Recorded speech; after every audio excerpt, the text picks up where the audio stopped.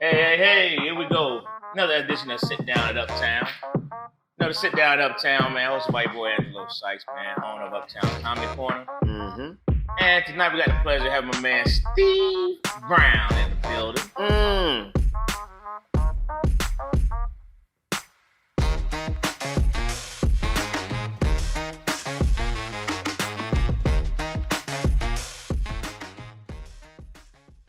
Steve Brown, man. How you doing, brother? Hey, man, it's always a pleasure to be hanging out at Uptown, man. It's just a natural, just a good vibe, man. It's always a great vibe being here, man. So I appreciate you having me.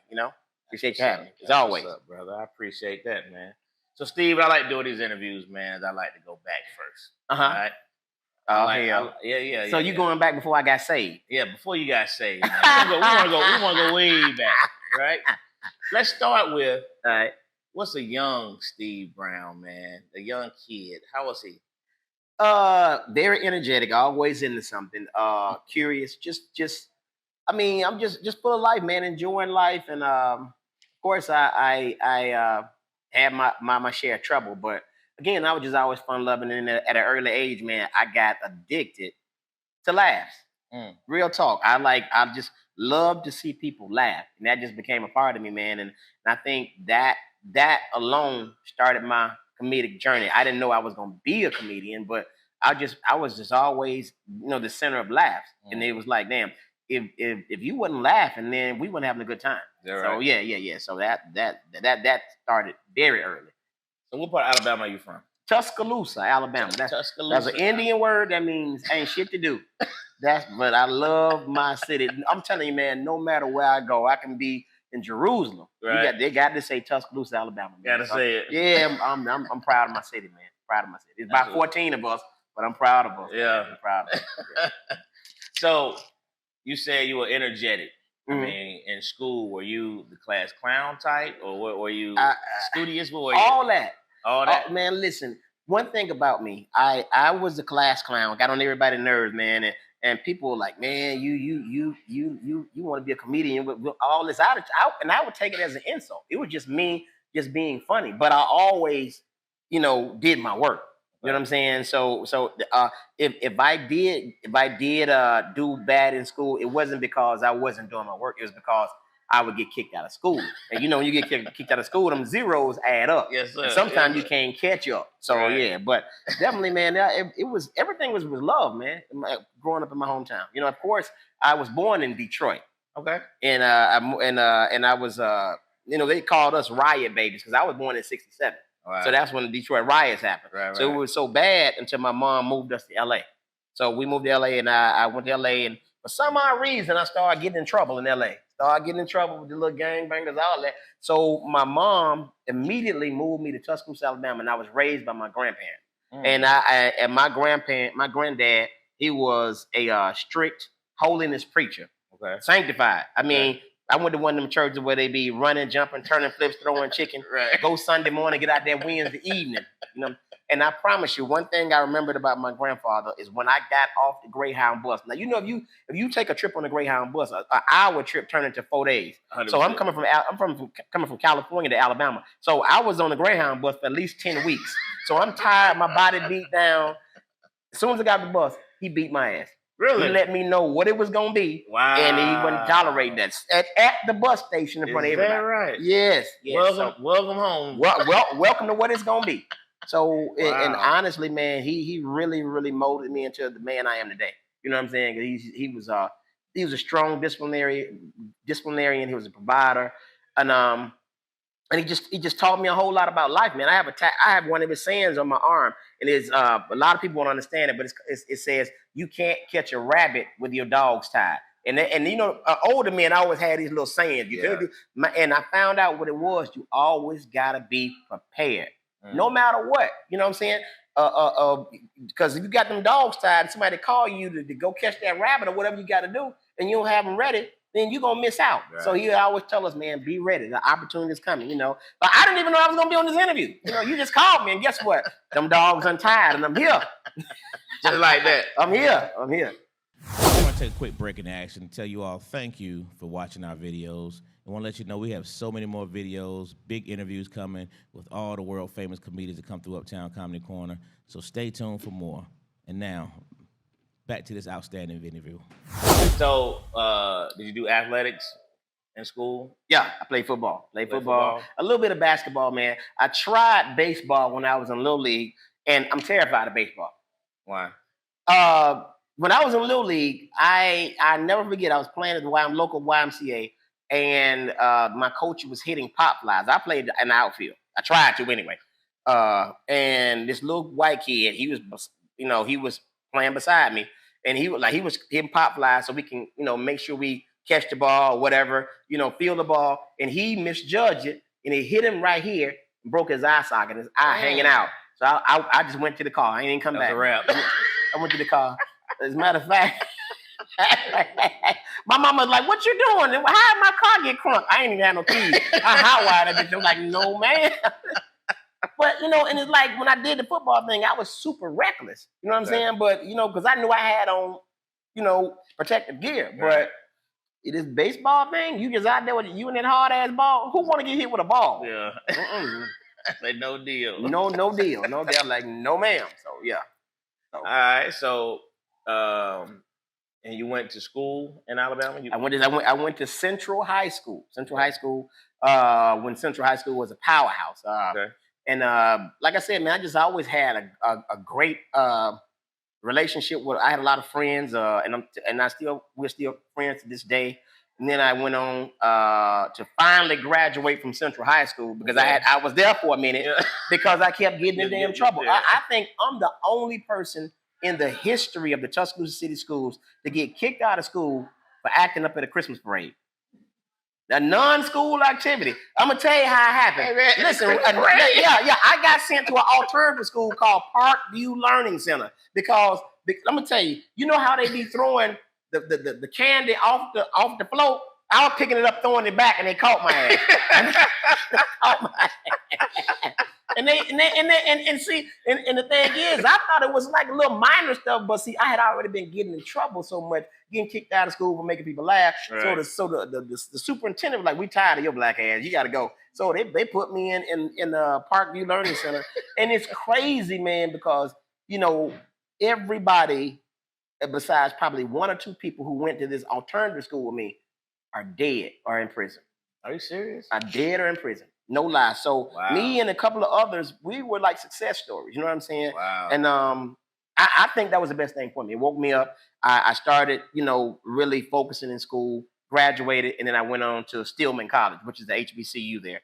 Okay. And I went on to graduate from there. But it was a really, really great experience, man. And of course, attending an HBCU. Talk to me about it. Yeah, man, let me tell you something. If you can survive at a HBCU, you can survive anywhere. Yeah. Anywhere. That's the ramen noodles, all that. We had ramen noodle cakes, nigga. Get them.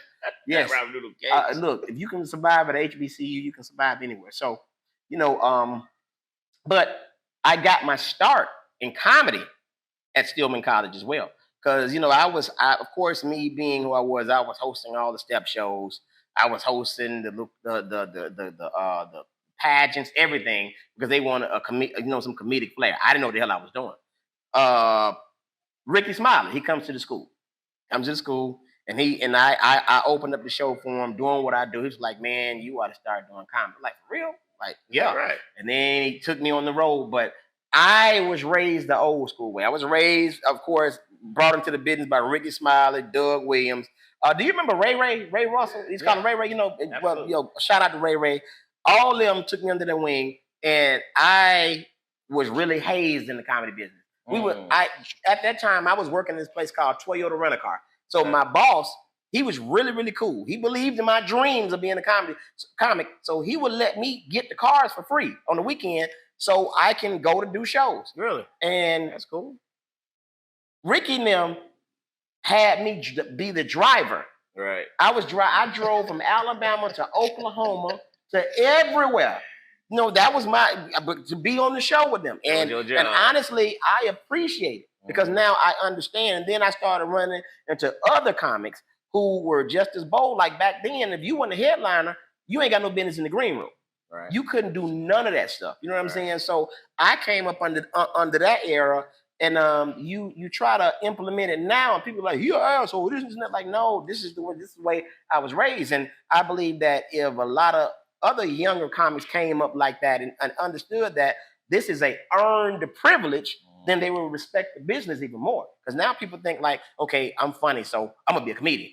And then you let them in the door so easily, then they start disrespecting the crowd. You have the fights at the club, you have this going on, all this craziness because they don't really respect the art of comedy and this great establishment or even hosting them to let them work on the craft.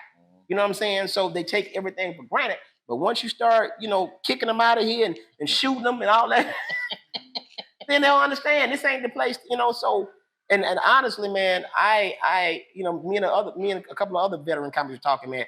This is like home to us.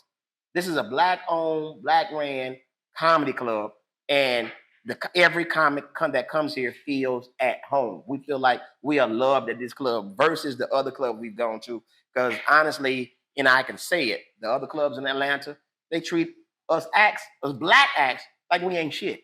They have promoters. They sometimes they don't come check on the show. It's just like, hey, you here, fuck you. It is what it is. And I've had that several times. I've never had that here. And everything has been respectful. So I'm just thankful to you, man. I'm thankful for the club and the whole staff. You know what I'm saying? So it's all good. Appreciate that, brother. Hey, guys. Just want to take another quick break to say, again, thank you for watching this interview. But now what I need everybody to do is subscribe to the interview. Hit that button down there, subscribe, so you can continue to get all the videos, get the notifications, because we got so much more content we want to share with you. And again, thank you for watching. So, Steve, so you were at Stillman. Mm-hmm. And you say that's what started your comedic journey. Right. So tell me the actual first time where you actually performed comedy. I did it at a statewide step show. Now, it's hard to do comedy at a statewide step show. Man. And I'm going to tell you what's crazy.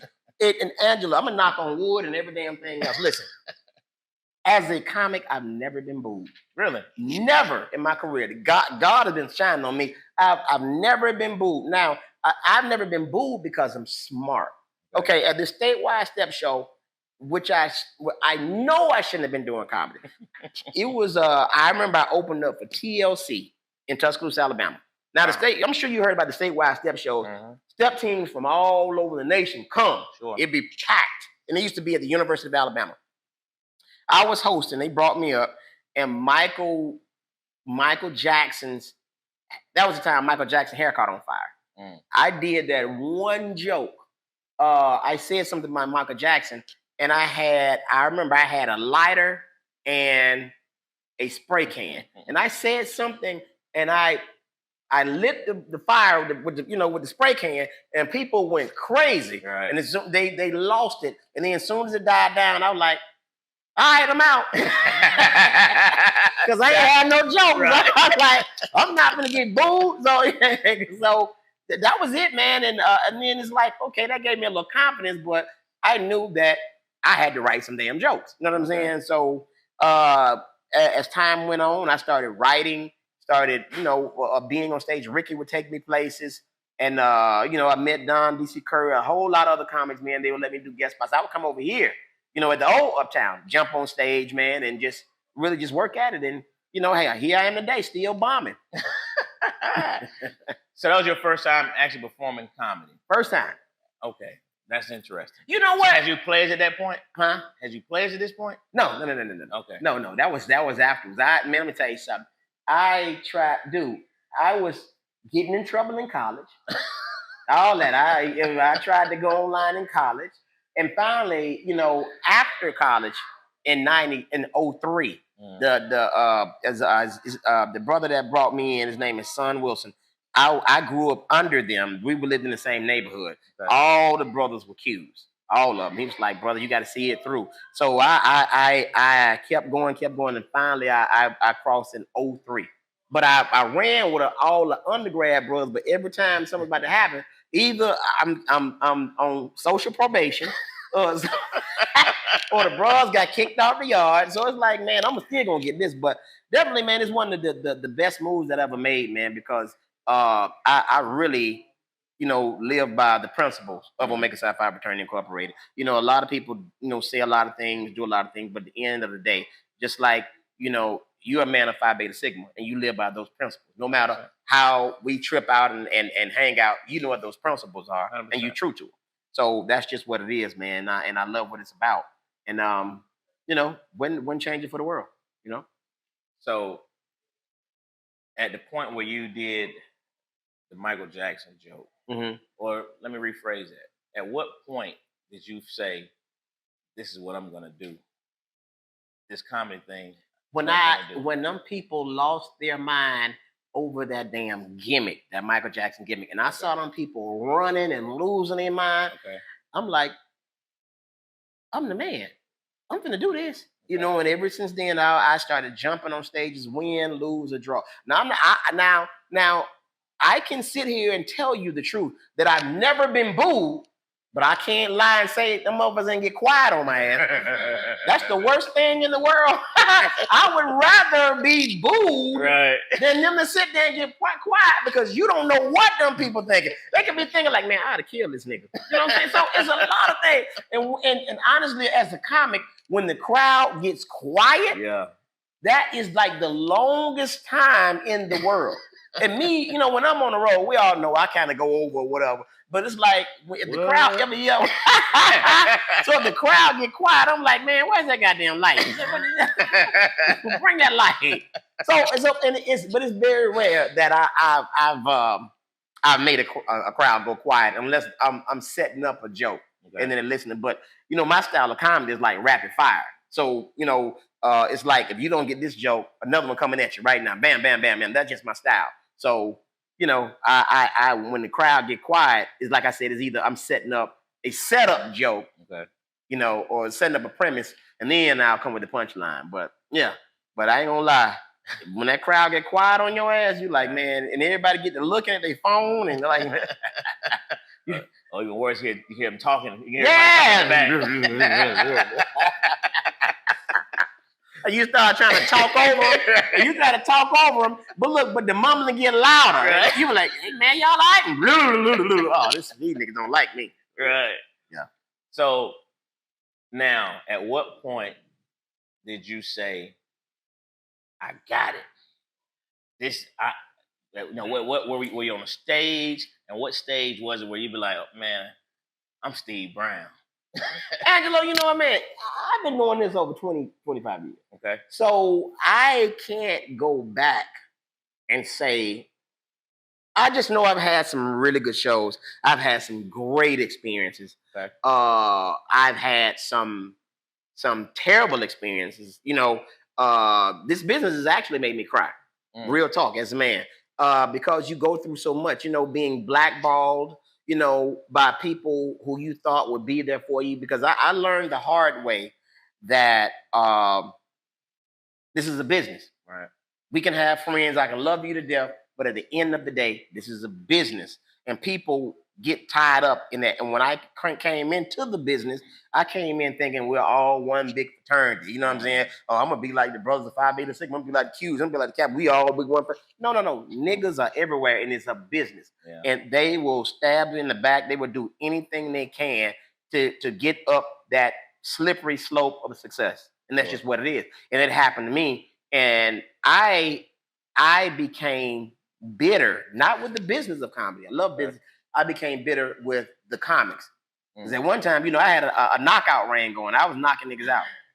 I was beating niggas' asses in the comedy business. And that hurt me. I got in my own way because I was getting in my feelings because every time somebody disrespected me, I'm like, oh, no, I got to have your ass because you knew though. You know what I'm saying? Now, as I've gotten older, I'm still kicking asses because these niggas deserve it. And I'm just kidding. But no, actually, man, you get older, you get wiser. And you have to take that long look in the mirror at yourself and say, okay, I got to hold myself accountable, and I don't want to keep getting in my own way. Okay. So you stay clear of it. You try to help where you can help, and you continue working on your brand. And I'm really proud that I'm at that point. You know what I'm saying?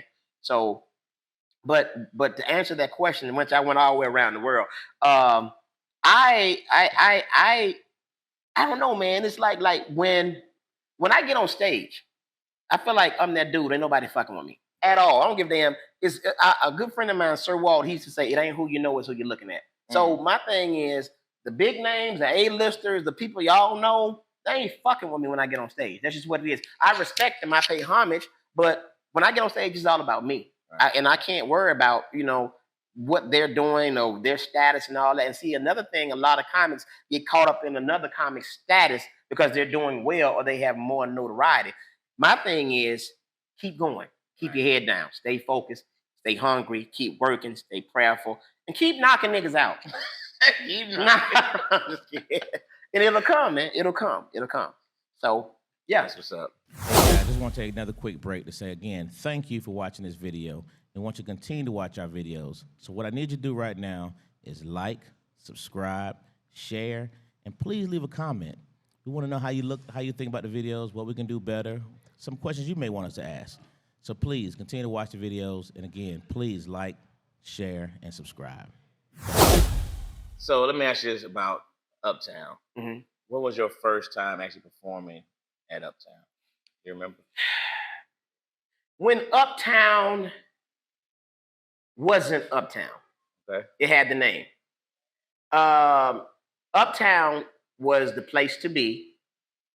It really was. But Uptown didn't show comics love.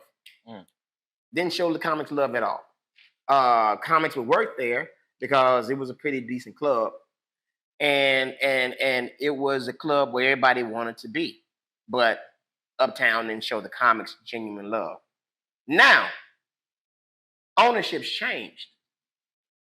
Everybody's in love with Uptown because the owner is a dude who is caring, he's compassionate, he tries to understand what the comics are going through, and he's just a really cool, genuine dude. How much you paying me for this interview? So yeah, man, and you've done a phenomenal job, man, an excellent job, and all of the comics respect you because you show respect to the comics.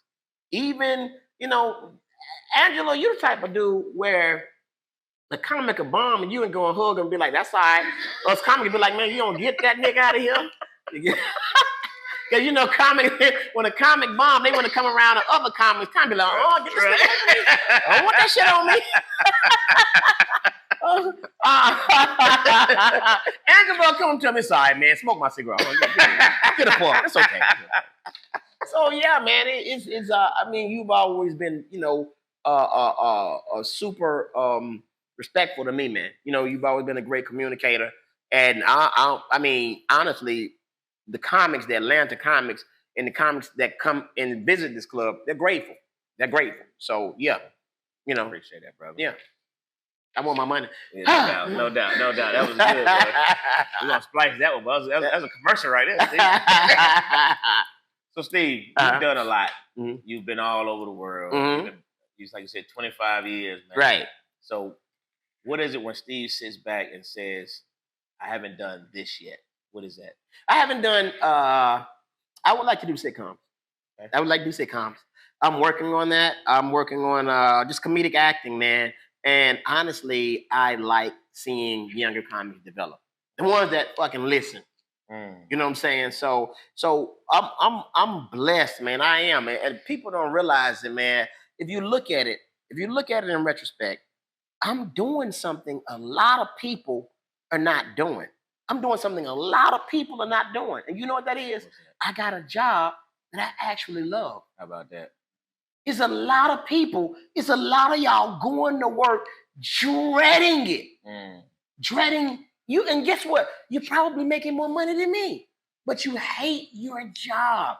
God bless me with this job where I can sit here, I can write, I can be free. By the way, that is like my, when I get on stage, that is, like people drink, they smoke, they get a cigar to relax or to have that quiet time, whatever. Mine is being on stage. Mine is being on stage. That's my therapy, being on stage. And people, for you motherfuckers that always complain that Steve Brown be on stage too long, I do, is because I'm giving me self-therapy. Now you know. It's self-therapy. It ain't me being greedy. I need therapy. I need therapy. So I give myself therapy. So mind your damn business. I'm sick. So with that being said, man, it is, man. So that is a major blessing. Yeah. You know, so yeah. Okay. So sitcoms is where you want to. I want to do that. And of course, of course, I produce my own shows. You know, not like the great Angelo, but shit, I do what I can. And I just love being an entrepreneur, man. I really do. You know, and I love my craft. I love this business. You know, yeah. So the adjustment, because you have been, you're now one of the OGs, right? You accept that? They you know what, man? Let me tell you something. You know what? I accept the fact that they call me OG. Okay. But, look at me. I'm going through a midlife crisis. I'm 55. You know what I'm saying? And I feel like I can still do a lot of things these younger comics can do. Right. Of course, I box. I do all that shit. But at the same time, when they call me that, it's a thing of respect. Sure. But just being called the OG, that is like, nigga, you old. and me looking back at OGs, when I picture an OG, is an old nigga with some sweats and Stacey Adams on. Right. A lot of keys. And that's not me. I'm like, yeah. But it sounds awful, but I look at it like, man, thank you. I appreciate it. It's really a blessing to be called a leader or a teacher or whatever. So it's cool, man, Hey, thank you again for watching this video. And again, please like, share, and subscribe. And you know what? If you're in the Atlanta area anytime soon, please go to uptowncomedy.net. Check out our website. See all the big-time comics we come in. We have so many shows, 7 days a week. Go to uptowncomedy.net. Look to see what's coming up next. And come join us in the crowd. So, with that being said, as far as the OG concept, the current state of comedy, where you have the OGs who were here pre-social media, in the current social media climate, and you've adjusted to it. You're one of the ones who you started doing your own. Of course, you got your Cerebral Chronicle. You just shot some folk down. I got the Cerebral Chronicles. I got Electric Clyde, and I just got the reaction videos, man. But yes, it's a new wave. You know what I'm saying? And I call them social medians. Okay. They've created that climate.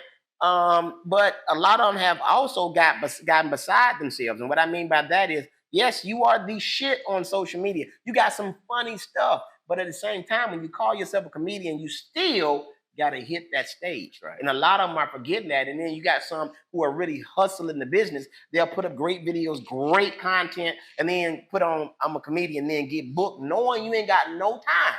Right. Now, it puts the club owner in a bad position, because what happens is you're saying that, but you selling out fucking shows. Right. So now you gotta say, okay, as a club owner, I'm a businessman. I gotta let this motherfucker in the club, but at the same time, is it going to affect me in the long run? Because people are coming to see this person and they bomb, and it's like, okay, now, I went to that club, but that's not on this club owner. That's on your ass for claiming you. But it's a good look for the club owner. It's a good look. Is everything has to kind of mesh and take care of itself. You know what I'm saying? Because it helps, but it hurts. If you are a social median or just a social media comic, come in. Uptown has open mic night. All these clubs, go work on your craft. You know what I'm saying? Or if you're gonna do that, host the show. Quit trying to come in like you the headliner, knowing you ain't no damn headliner. That's correct. You know what I'm saying? So you ain't got no time. Your watch don't even work. You ain't got no time. But you jumping on stage, doing all this stuff. But social media has created a climate now to where it's not really about being funny anymore. They just want to see you.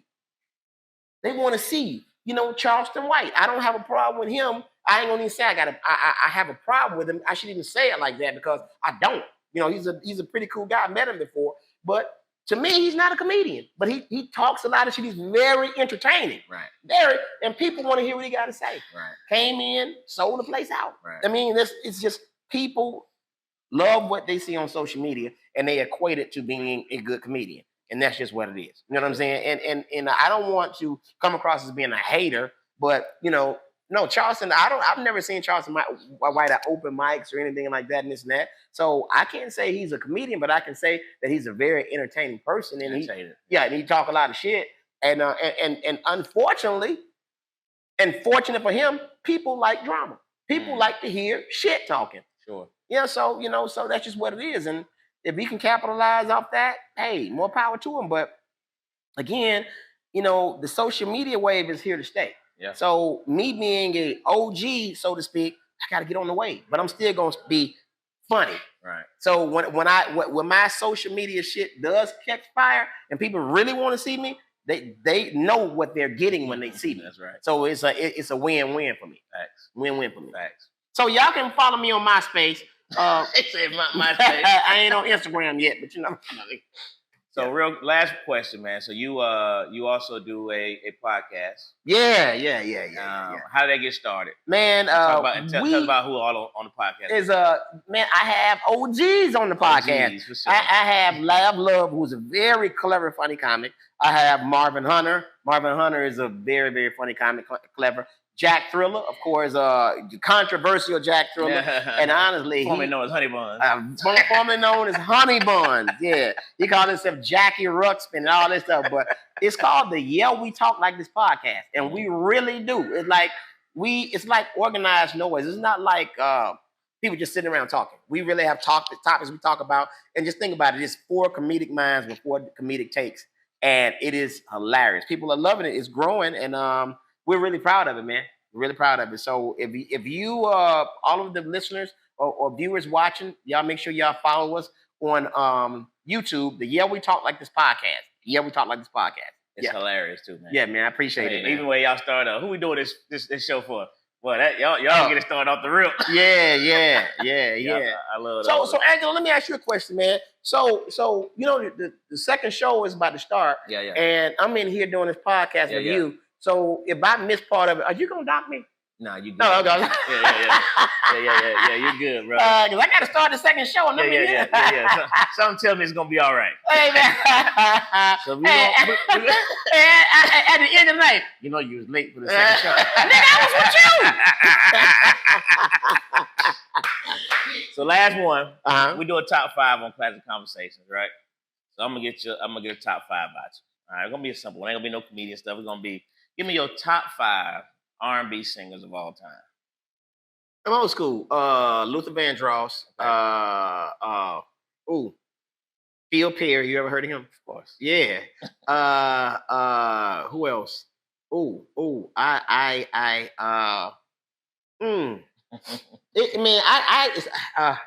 on. Okay. Luther Vandross, Phil Perry. I used to like David Peaston. You remember him? David Peaston. Peaston. You went way back. Yeah.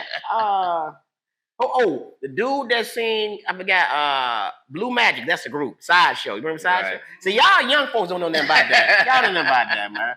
Yeah. Last one.